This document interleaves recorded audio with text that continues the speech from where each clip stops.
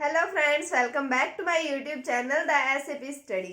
हम पढ़ रहे थे राजस्थान की सभ्यताओं के बारे में, जिसमें हमने कई सारी सभ्यताएं पढ़ ली हैं। उम्मीद है आपको वो सारी सभ्यताएं समझ आ गई होंगी। आज हम कुछ अन्य सभ्यताओं के बारे में पढ़ते हैं जो कि एग्जाम की दृष्टि से महत्वपूर्ण स्थान रखती हैं। तो अब हम देखते हैं उन सभ्यताओं के बारे में।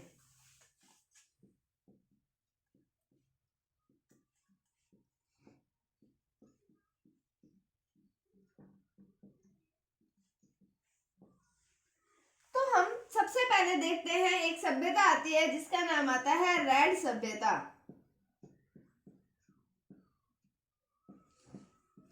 अब हम इसकी स्थिति के बारे में देख लें तो इसकी स्थिति आती है टोंक में। अब हम बात करते हैं इसके उत्खनन कार्य की। तो इसका उत्खनन प्रारंभ में तो करवाया गया दयाराम साहनी के द्वारा। इनके द्वारा प्रारंभ में करवाया गया था,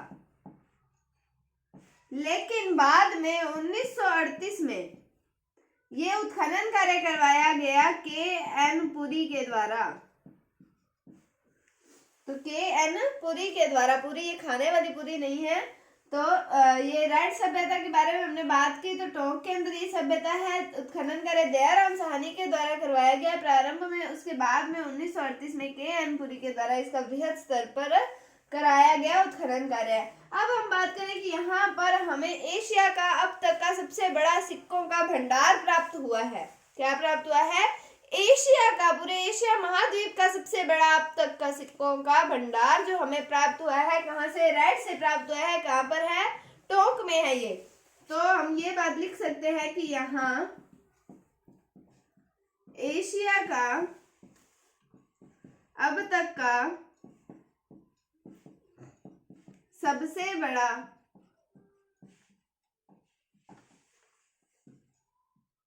सिक्कों का भंडार मिला है।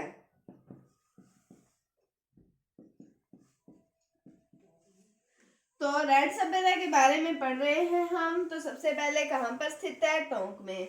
उत्खनन कार्य प्रारंभिक रूप से करवाया दयाराम साहनी ने, बाद में 1938 में के.एन. पुरी के द्वारा करवाया गया। यहाँ पर एशिया का अब तक का सबसे बड़ा सिक्कों का भंडार प्राप्त हुआ है। ये इंपॉर्टेंट बात है एग्जाम की दृष्टि से भी। अब हम बात करते हैं कि हमें यहाँ पर 3075 पंचमार्क या फिर आहत सिक्के हमें यहाँ से प्राप्त हुए हैं।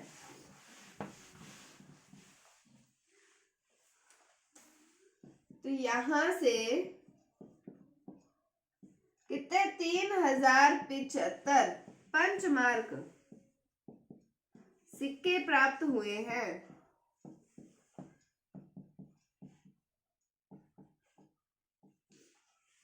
अब यहाँ पर एक आते हैं यूनानी शासक का नाम आता है अपोलोडोरस। तो उनका एक खंडित सिक्का भी हमें यहाँ पर प्राप्त हुआ है। तो यूनानी शासक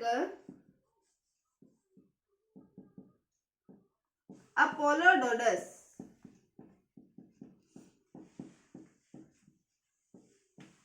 का खंडित सिक्का प्राप्त हुआ है।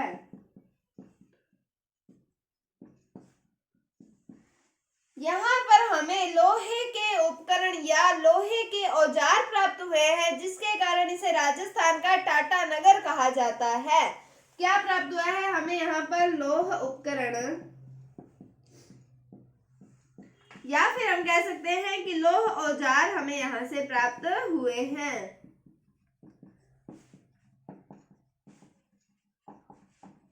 इसलिए इसे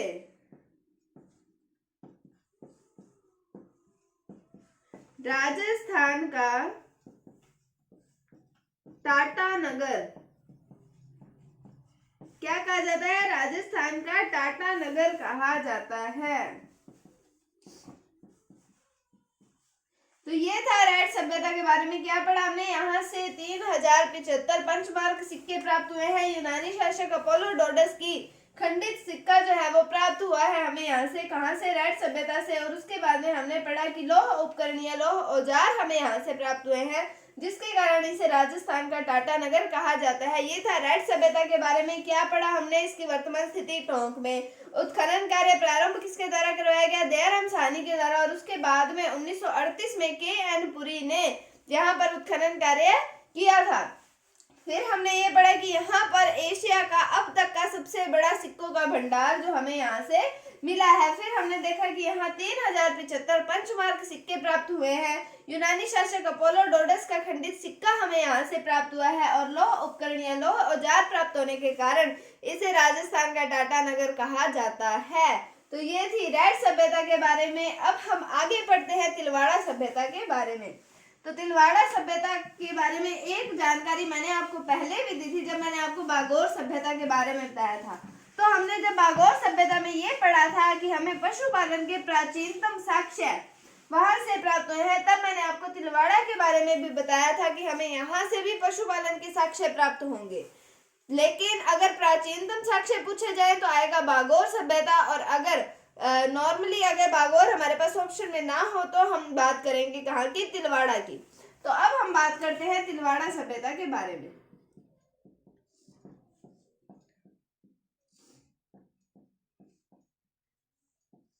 तो तिलवाड़ा सभ्यता, अब इसका हम पहले स्थान देख लेते हैं, स्थिति देख लेते हैं। कहाँ पर है? बाड़मेर में। और इससे एक संबंधित नदी भी आती है जिसका नाम आता है लूणी नदी। तो लूणी नदी के किनारे। अब हम बात करते हैं कि लूणी नदी के किनारे सभ्यता विकसित हुई है। तो लूणी नदी के तट पर हमें 5 आवासों के अवशेष प्राप्त हुए हैं। क्या कह सकते हैं हम कि लूणी नदी के तट पर, लूणी नदी के तट पर 5 आवासों के अवशेष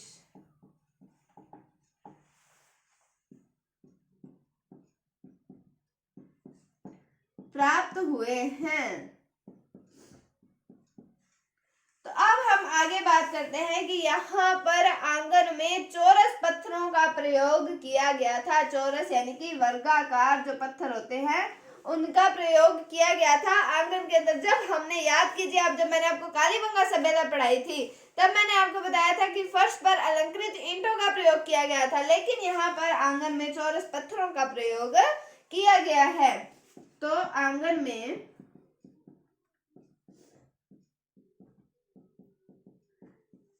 चौरस पत्थरों का प्रयोग किया गया था। फिर मैंने आपको बताया कि यहाँ पर हमें पशुपालन के अवशेष प्राप्त हुए हैं। किसके अवशेष? पशुपालन के।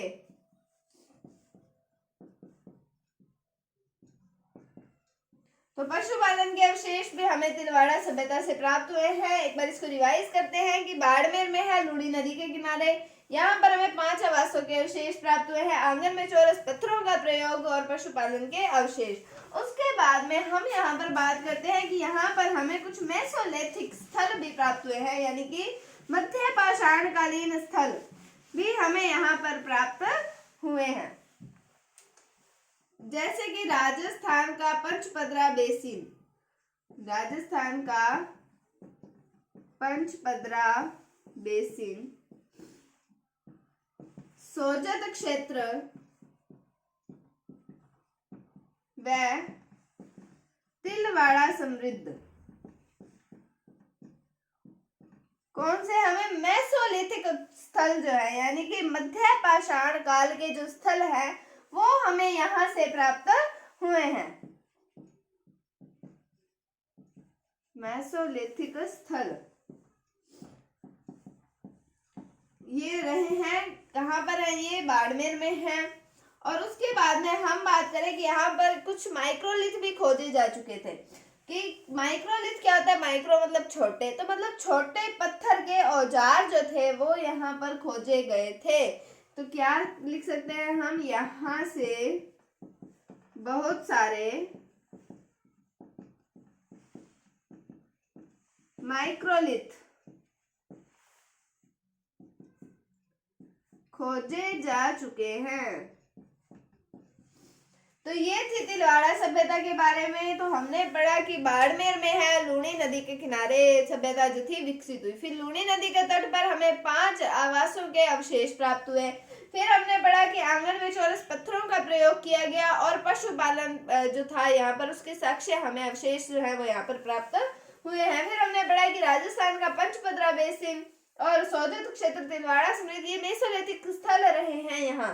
और फिर राजस्थान से यहाँ से जो है तिलवाड़ा सभ्यता से बहुत सारे माइक्रोलिथ भी खोजे जा चुके हैं, यानी कि छोटे पत्थर के औजार जो है वो भी खोजे जा चुके हैं। अब हम पढ़ते हैं अगली सभ्यता जिसका नाम आता है नगर सभ्यता।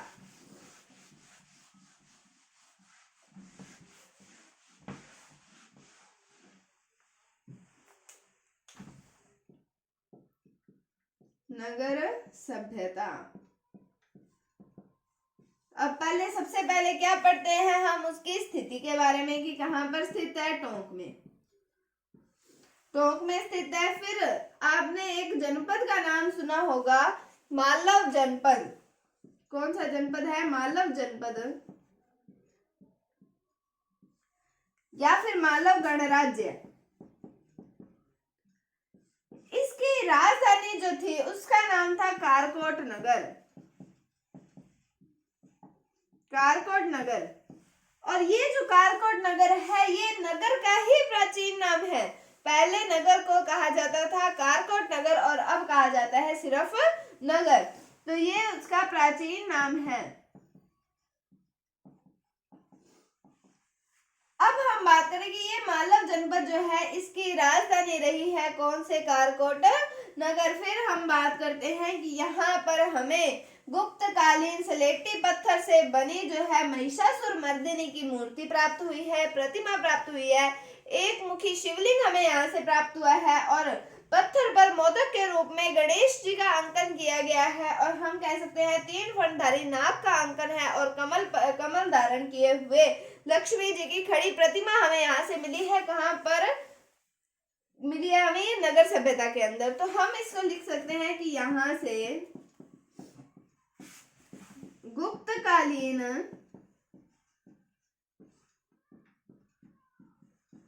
स्लेटी पत्थर से बनी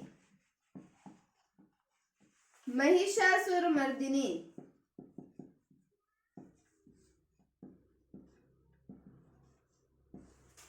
इसकी प्रतिमा। फिर हम कह सकते हैं कि एक मुखी शिवलिंग,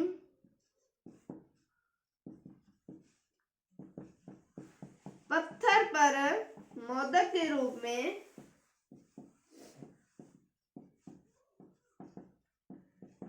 गणेश का अंकन,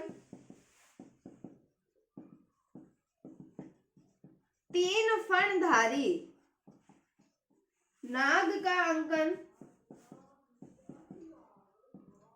वह कमल धारण किए हुए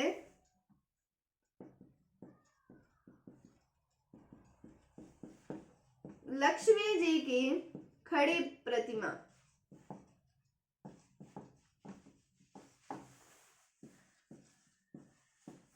प्राप्त हुई है। क्या कुछ मिला है? गुप्तकालीन स्लेटी पत्थर से बनी महिषासुर मर्दिनी की प्रतिमा और एक मुखी शिवलिंग, पत्थर पर गणेश जी का अंकन, मोदक के रूप में गणेश जी का अंकन किया गया है, 3 फणधारी नाग का अंकन किया गया है और कमल धारण लक्ष्मी जी की खड़ी प्रतिमा हमें यहाँ से प्राप्त हुई है। कहाँ से? नगर सभ्यता से। इतनी सी ही है नगर सभ्यता। कहाँ पर है? टोंक में। मालव जनपद यानी कि मालव गणराज्य की राजधानी कारकोट नगर इसका प्राचीन नाम है। फिर हमने पढ़ा कि यहाँ से गुप्तकालीन स्लेटी पत्थर से बनी हमें महिषासुर मर्दिनी की प्रतिमा, एक मुखी शिवलिंग, पत्थर पर मोदक के रूप में गणेश जी का अंकन, 3 फणधारी नाग का अंकन और कमल धारण करे हुए खड़ी लक्ष्मी जी का खड़ी प्रतिमा का अंकन जो है या फिर ये हमें यहाँ से प्राप्त हुए हैं। तो ये थी नगर सभ्यता। अब हम एक और छोटी सी सभ्यता भी कवर कर लेते हैं जिसका नाम आता है डुराडा सभ्यता।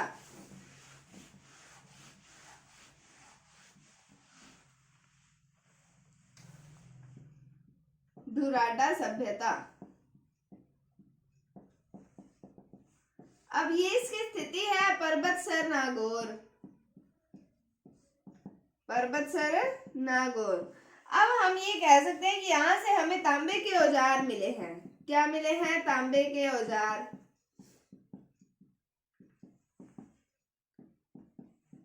अब जो नागौर है इसे कहा जाता है औजारों की नगरी। औजारों की नगरी किसे कहा जाता है? नागौर को। अब यहाँ पर बनाए जाते हैं लौह उपकरण। यहाँ पर लौह उपकरण बनाए जाते हैं। बस इतनी सी ही है ये ढुराडा सभ्यता। कहाँ पर है? परबतसर नागौर में। तांबे के औजार मिले हैं हमें यहाँ से और नागौर को औजारों की नगरी कहा जाता है और लौह उपकरण यहाँ से बनाए जाते हैं। तो आज हमने कौन कौन सी सभ्यताएं कवर की है? रेड सभ्यता, तिलवाड़ा सभ्यता, नगर सभ्यता और ढुराडा सभ्यता के बारे में हमने आज जानकारी ली है। उम्मीद है आपको टॉपिक समझ आया होगा। अगर आपको इसमें कोई भी डाउट है तो आप कमेंट सेक्शन में पूछ सकते हैं। अगर आपको वीडियो थोड़ी सी भी अच्छी लगी है तो इसे लाइक कीजिए, शेयर कीजिए और चैनल पर नए हैं तो इसे सब्सक्राइब जरूर कीजिए। Thank you, thanks for watching, bye bye.